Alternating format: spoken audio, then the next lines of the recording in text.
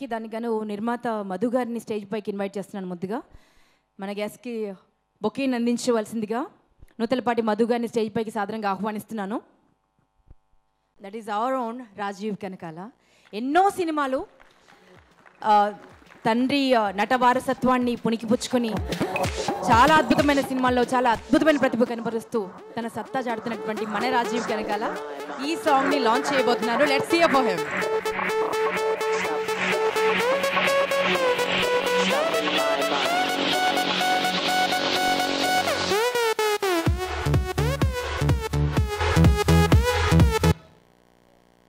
So plant అని అది మీరు ఇంటికి తీసుకెళ్ళాలి.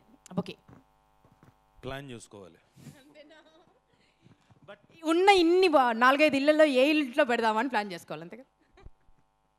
కాదు, ఇళ్లలో కాదు, ఫామ్లోన రోడ్డు మీద జనాలకు ఇబ్బంది లేకుండా ఉండి రోడ్డు మీద కనుక పెడితే ఆ పొల్యూషన్ ఏదైనా తగ్గుతుంది కదా, ప్లాంట్ చెట్టు అయితే బాగుంటుంది కదా అని.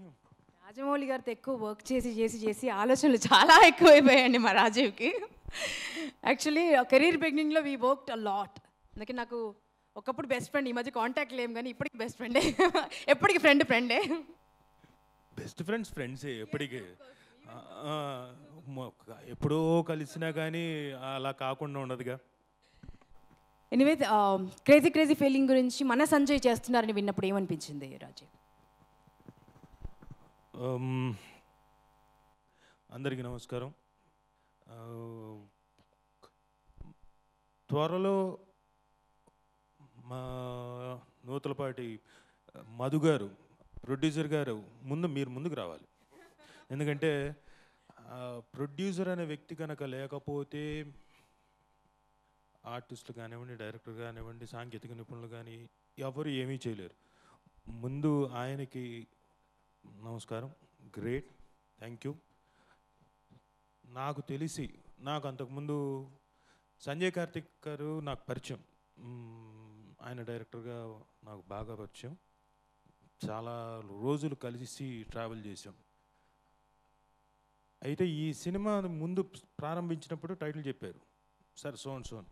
ఓకే, నేను తర్వాత నా హడావిడిలో ఉండిపోయాను.